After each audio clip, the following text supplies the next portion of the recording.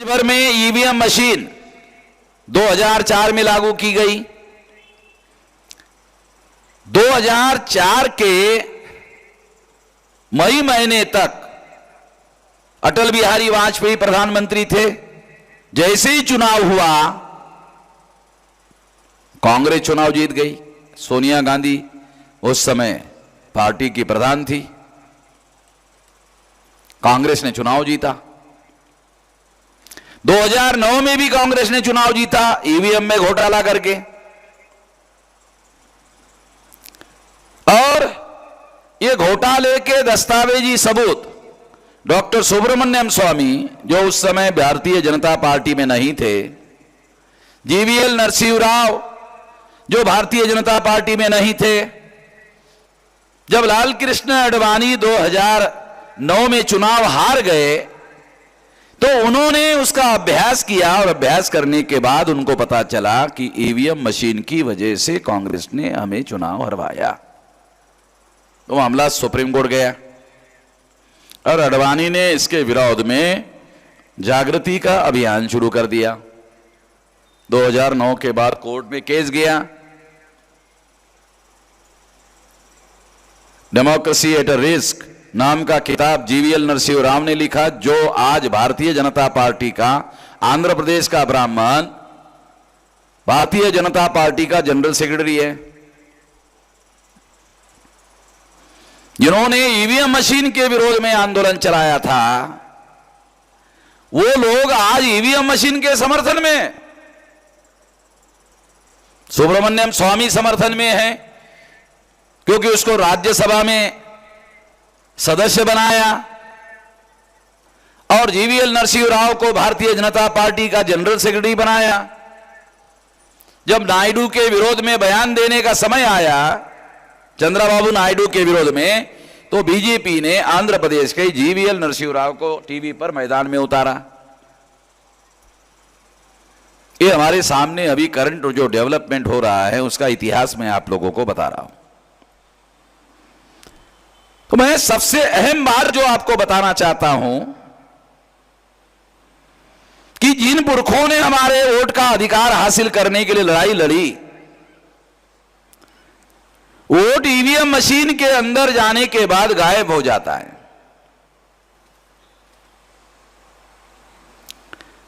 इसके विरोध में डॉक्टर सुब्रमण्यम स्वामी और जीवीएल नरसिंह राव, इन लोगों ने दस्तावेज इकट्ठा करके कोर्ट में केस दायर किया। कोर्ट ने ईवीएम मशीन के विरोध में फैसला दिया 8 अक्टूबर 2013 को। सुप्रीम कोर्ट ने फैसला दिया। सुप्रीम कोर्ट के ऊपर कोई अदालत नहीं है, सबसे बड़ी अदालत ने फैसला दिया और कहा केवल ईवीएम मशीन के माध्यम से free, fair and transparent, free यानी मुक्त, फेयर यानी निष्पक्ष, ट्रांसपेरेंट यानी पारदर्शी चुनाव नहीं हो सकता। फ्री, फेयर एंड ट्रांसपेरेंट चुनाव कंडक्ट करवाने के लिए पेपर ट्रेल मशीन लगानी होगी। 8 अक्टूबर 2013 को सुप्रीम कोर्ट ने निर्णय दिया, मगर 2014 में जब मार्च, अप्रैल और मई में लोकसभा का चुनाव हुआ तो चुनाव आयोग ने paper trail machine supreme court ने आदेश देने के बावजूद लागू नहीं किया। कांग्रेस की सरकार थी, कांग्रेस ने भी लागू नहीं किया। कांग्रेस ने आग्रह नहीं लिया, लॉ मिनिस्टर ने आग्रह नहीं किया, चुनाव आयोग ने लागू नहीं किया।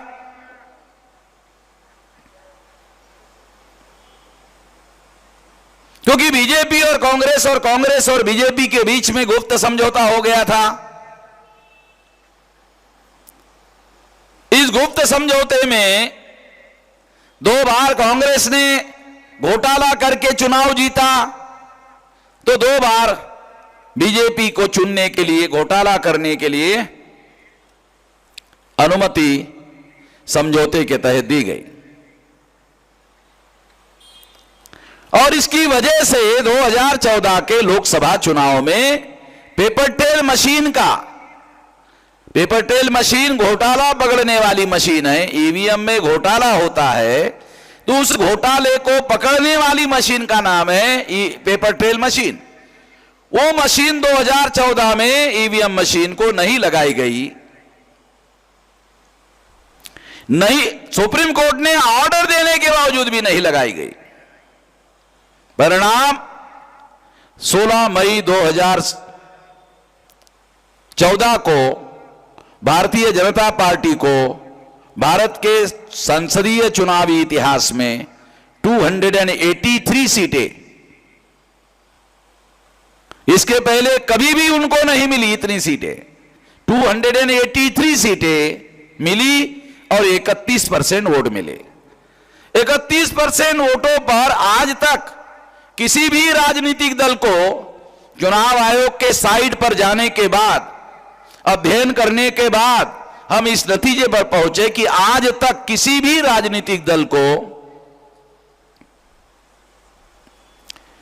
किसी भी राजनीतिक दल को 31% वोटों के आधार पर सिंपल मेजॉरिटी 272 सीटें नहीं मिली। अगर 31% वोटों के आधार पर 272 सीटें नहीं मिल सकती तो 31% वोटों के आधार पर 283 सीटें कैसे मिल सकती है? जब 72 नहीं मिल सकती तो 83 कैसे मिल सकती है? मगर मिली। यह भी एक बहुत बड़ा सबूत था ईवीएम में घोटाले का। इसके बारे में कांग्रेस ने आज तक, सोनिया गांधी ने बयान नहीं दिया, राहुल गांधी ने बयान नहीं दिया, कांग्रेस के दूसरे नेताओं ने बयानबाजी करते रहे, मगर सोनिया गांधी ने, राहुल गांधी ने आज तक बयान नहीं दिया, क्योंकि आरएसएस और बीजेपी के साथ जो गुप्त समझौता हुआ वो सोनिया गांधी और राहुल गांधी के बीच में हुआ, उनको मालूम है, इसलिए उन्होंने बयान नहीं दिया। अभी कल परसों जो अधिवेशन दिल्ली में हुआ, उस अधिवेशन में कांग्रेस ने बैलेट पेपर का प्रस्ताव पास किया कि बैलेट पेपर के आधार पर चुनाव होना चाहिए। मैं नहीं मानता कि कांग्रेस के लोग बैलेट पेपर के समर्थन में हैं, तो फिर कांग्रेस ने यह रेजोल्यूशन क्यों पास किया? इसके पीछे हम लोगों ने 2019 के चुनाव में ईवीएम मशीन तोड़ने फोड़ने का जो ऐलान किया है और अभियान चला रहे सारे देश भर में, उसको समर्थन लोगों का ना मिले, इसके लिए ये सब किया हुआ है। इसके पीछे दांवपेच है, और इसी दांवपेच को ध्यान में रखते हुए बीजेपी ने भी समर्थन दिया। तो ये चचेरे चचेरे, मौसेरे मौसेरे भाई भाई लोग हैं, कांग्रेस और बीजेपी और कांग्रेस। ये कांग्रेस में जो एक ब्राह्मण होता है तो उसका बेटा बीजेपी में होता है, और बीजेपी में कोई होता है ब्राह्मण तो उसका चाचा बीजेपी में होता है। अगर कांग्रेस छोड़ देता है तो बीजेपी में आता है, बीजेपी छोड़ देता है कांग्रेस में चला जाता है। तो ये चाचा चचेरे चचेरे और मौसेरे मौसेरे भाई भाई लोग हैं। तो इसलिए मैं जो बात आप लोगों को बताना चाहता हूं वो ये है कि ईवीएम मशीन में वोट डालने के बाद वोट गायब हो जाता है, और इससे वोट का जो अधिकार है वो अधिकार समाप्त हो गया।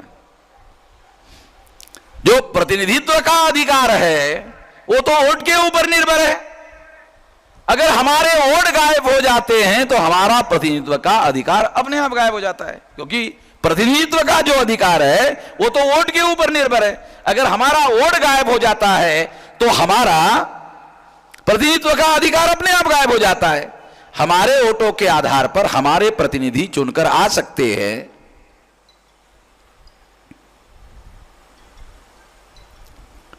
अगर हमारे वोटों के आधार पर हमारे प्रतिनिधि चुनकर आ सकते हैं, अगर हमारे वोट गायब हो जाते हैं तो हमारे प्रतिनिधि चुनकर कैसे आएंगे?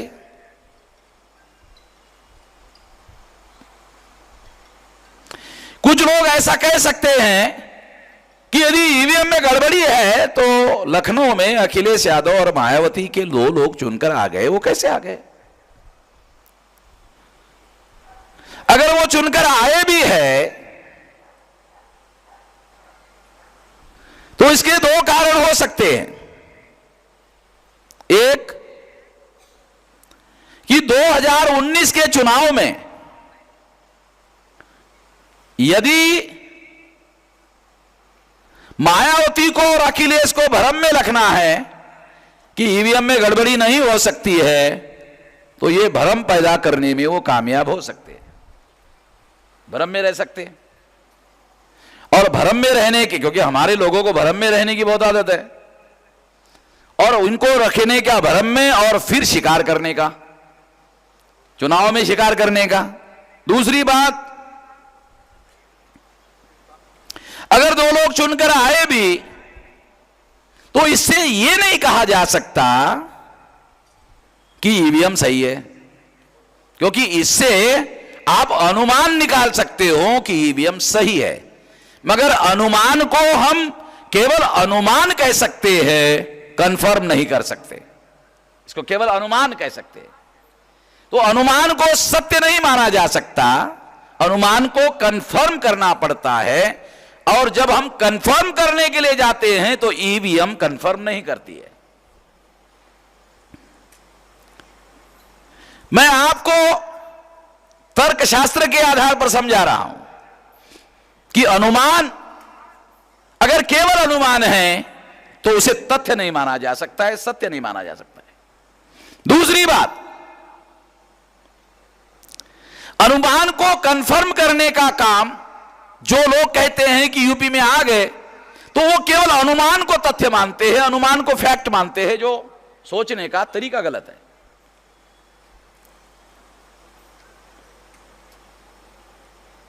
अगर ईवीएम सही होता तो फिर सुप्रीम कोर्ट ने 8 अक्टूबर 2013 को ईवीएम मशीन से फ्री, फेयर एंड ट्रांसपेरेंट चुनाव नहीं हो सकता, यह क्यों कहा? इसका मतलब है कि सुप्रीम कोर्ट ने फिर ऐसा क्यों कहा?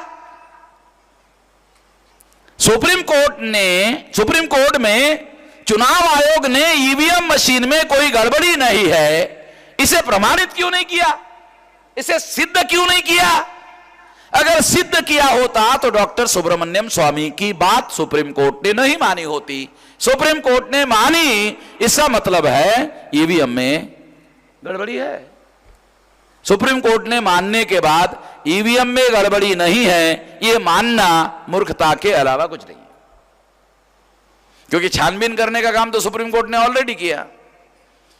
हमारे पास संवैधानिक अथॉरिटी नहीं है, संवैधानिक अथॉरिटी सुप्रीम कोर्ट के पास है। सुप्रीम कोर्ट ने उस मशीन की संवैधानिकता की जांच पड़ताल की, जांच पड़ताल करने के बाद फैसला दिया कि EVM machine free, fair and transparent चुनाव नहीं करा सकती, कराने के लिए पेपर ट्रेल मशीन लगाना जरूरी है। ये तो फाइनल हो गया, तो सुप्रीम कोर्ट ने फैसला देने के बाद में मेरे पास सारे डॉक्यूमेंट्री एविडेंस है। डॉक्यूमेंट्री एविडेंस मेरे पास है, भारत भर में किसी के पास नहीं है। ईवीएम मशीन को पेपर ट्रेल मशीन लगाने का आदेश दिया गया ताकि फ्री, फेयर एंड ट्रांसपेरेंट चुनाव हो। पेपर ट्रेल मशीन लगाए बगैर फ्री, फेयर एंड ट्रांसपेरेंट चुनाव नहीं हो सकता, सुप्रीम कोर्ट कह रहा है। फिर 2014 में पेपर ट्रेल मशीन लगाए बगैर चुनाव संपन्न करवाया गया, तो सुप्रीम कोर्ट के डिसीजन और जजमेंट के अनुसार 2014 का चुनाव फ्री, फेयर एंड ट्रांसपेरेंट नहीं था। अपनी बात नहीं कर रहा, सुप्रीम कोर्ट के जजमेंट की बात कह रहा हूं। सुप्रीम कोर्ट के जजमेंट के अनुसार वो फ्री, फेयर एंड ट्रांसपेरेंट नहीं था।